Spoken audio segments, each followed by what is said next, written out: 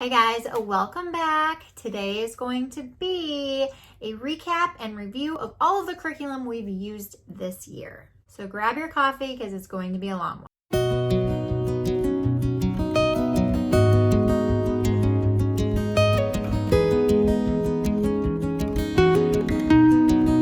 On the curriculum that we used for my oldest daughter, who was fourth grade this year, I already did a review of my preschoolers' main curriculum that we used this year. I'll link it up above for you. So first, I'm going to talk about language arts. And for language arts this year, we used The Good and the Beautiful Level 3, and it was beautiful. It definitely lives up to its name. It was a very beautiful curriculum.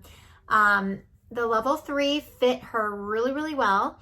And The Good and the Beautiful is really great because the levels don't follow a grade. Level 3 is not third grade. Level 2 is not second grade.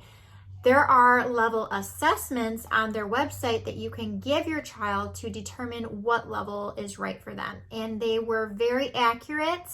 And my personal experience, they worked out great. So first, it was beautiful. It was so gorgeous with the nature and the art. It's very colorful. There's pictures and real works of art in there, and it's very engaging and it draws the child in. Another thing that I love is that it's faith-based, but there's no doctrine inside of the curriculum. The founder of The Good and the Beautiful is actually Mormon, but there are a lot of authors that collaborate on this curriculum that are all from different denominations. So there's no doctrine involved, but it is faith-based.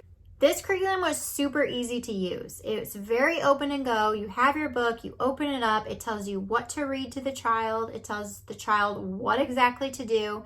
It's so easy to use. I also love that they incorporated multiple subjects into their language arts program. And I'm not just talking your typical language arts stuff like reading, writing, grammar, spelling. It has all of that, but it also has art study, nature study, and geography in it, which helps me out to not have to pull a bunch of different resources because it's all in one. I love that there is an emphasis and a focus on good character and moral, and it really focuses on teaching kids to be kind and compassionate, and I really love that. Me as a mom loved that it exposed my child to classical style literature that's written in a very classical way. I think that that's really important to expose children to different ways of saying things and writing things and different types of literature.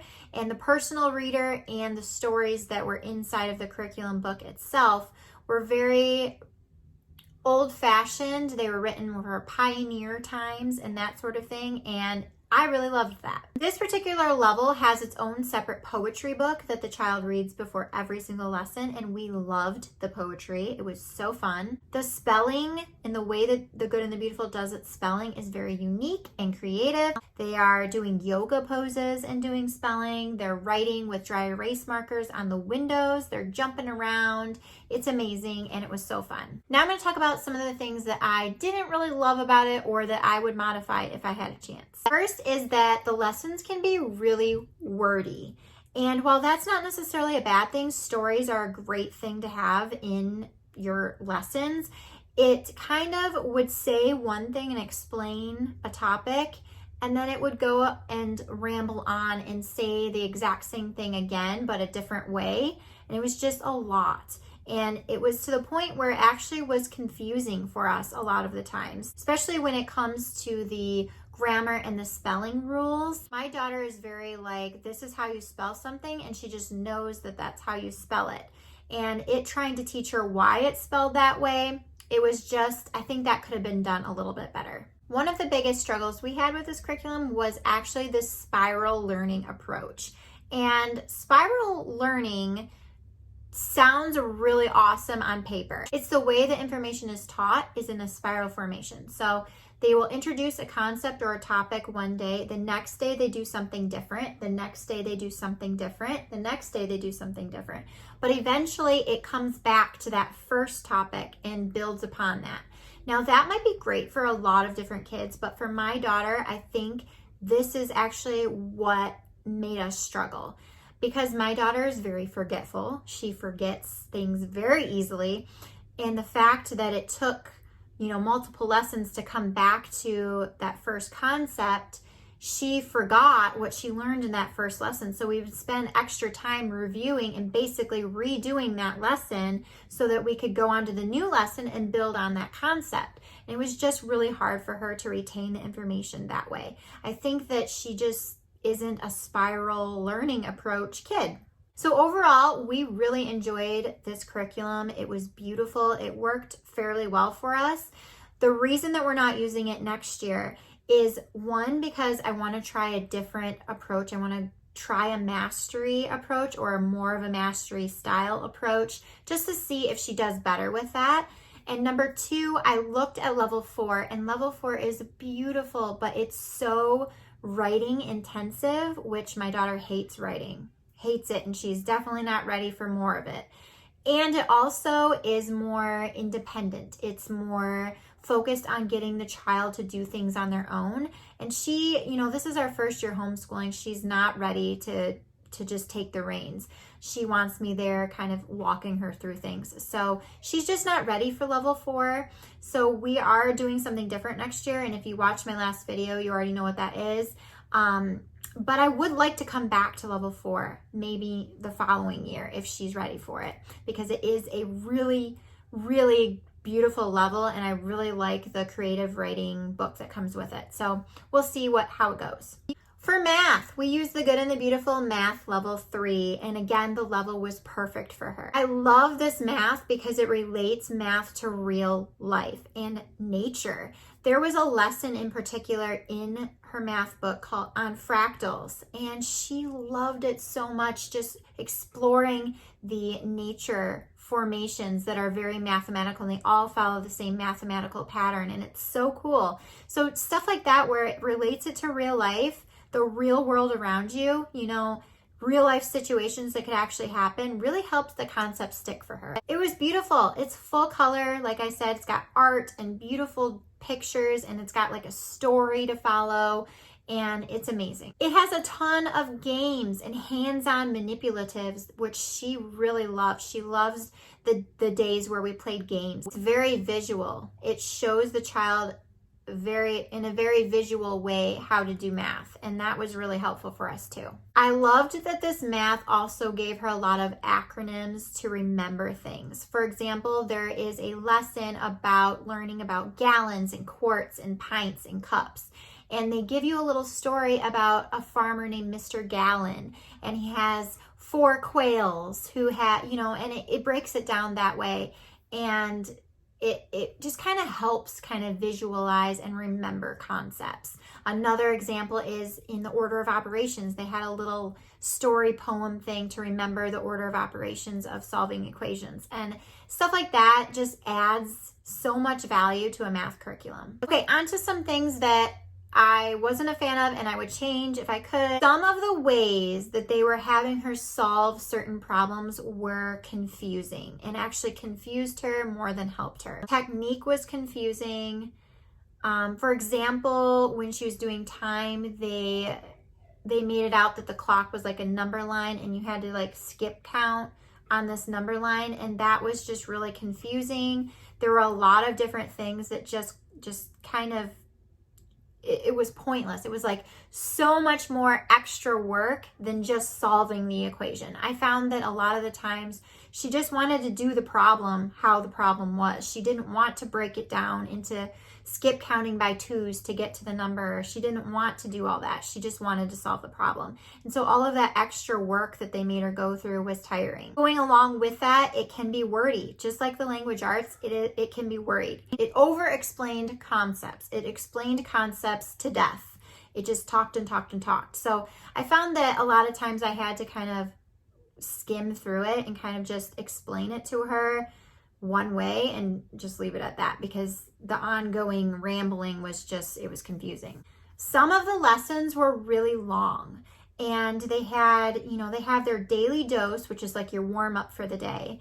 They have the lesson where it's teaching you the concept and you are doing problems during that lesson. And then it has the independent student worksheet, which is full of problems to do. And then they have a bonus activity if you just feel like it. We rarely got to the bonus activities because she was tired from doing all of the other problems. I felt like there were a lot of problems a lot of the times, and it was just too much. By the time you get through all the problems in the actual lesson, and then they have a whole entire page of independent work to do, it was just a lot. Not all of the lessons were that long, but a lot of them were. And again, I'm gonna go back to the spiral approach. It's just not the best way of learning for my child. So that again was a downfall. Overall, we enjoyed this math. We liked all of the games and the hands-on aspects of it. The reason that we're not using it next year is, one, they're redoing it. They've gotten rid of all of this current math, or the old math, and they're coming out with a completely new math curriculum, but it's not going to be out till August. I'm planning on starting school like beginning of August, so I don't want to feel like I'm in a rush trying to get materials that aren't out yet and that everybody's going to want, and it be back ordered and then take months to get. So I'm not even going to worry about that. Number two, again, I'm trying to stray away from the spiral learning method just to see if it's better for her. For science, we used the good and the beautiful science. We used a lot of good and the beautiful. The science we did this year, we got through botany and marine biology. I would have liked to get through more, but to be honest, we just kind of let it kind of fall off the bandwagon a little bit just because we got a little bit overwhelmed with just getting our main subjects done. But next year, I'm planning on sticking to it more, but we really enjoyed what we did. We loved both units. It's very informative. The lessons are really short and to the point. There's a lot of experiments and hands-on activities to explore science. It gives you a lot of freedom to expand and explore certain topics within the unit study, which we really love. We grab, extra books to look at and learn about, and we loved that. It's very interest-led. We love unit studies for science because I can actually allow my daughter to choose her own science units that she wants to do and that she's interested in. And that's amazing that she gets to have a say in what she learns. And it's been really fun to see what she chooses. I love that it's family style and for all ages. Like my preschooler has joined in on science. He loves it too. So I don't have anything bad to say about the science units. They are done beautifully. They're thorough, they're informative, and I love that we can do a unit in 13 to 16 weeks and then move on to a totally different topic. It's so fun. For history, we used Story of the World, Volume 1, Ancient Times this year, and we really enjoyed it. Some of the things we really liked is that it's done as a story, and I just did it as a read aloud. It's so easy to do. It's simple and straightforward, and that's what I wanted to do for history. I wanted to keep it really simple. We read a chapter out of this storybook, which is really engaging, and I love that they include so many legends in there or pieces of different cultures, and they relate the history to as if you were there, imagine this, and it's really amazing. The activity book that goes with it that you can buy separate is a must. It's full of comprehension questions, which is important to know that they know what you're reading. It's full of activities that you can do that relate to what you read. There's recipes, there's crafts and art projects. And so I basically would just do a read aloud of a chapter.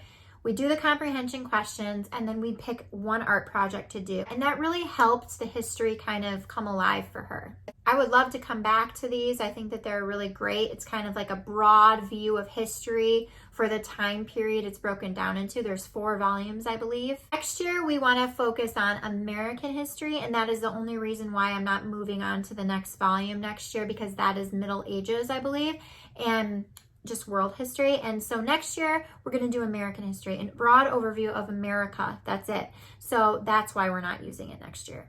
So that's it. That's a wrap up of all the curriculum that we used, how it worked for us, what we would change, what we loved. I hope you enjoyed this. I hope it was helpful in kind of seeing what these curriculum is all about. If you're interested in any of these curriculums, search YouTube. You can find more looks and sides, which are really helpful, and more reviews, because every kid's different, and how it's going to work for you and your family could be completely different than how it worked for us. So you just kind of have to do your research and try it out. Hope you guys enjoyed, and I will see you in another video very soon. Bye.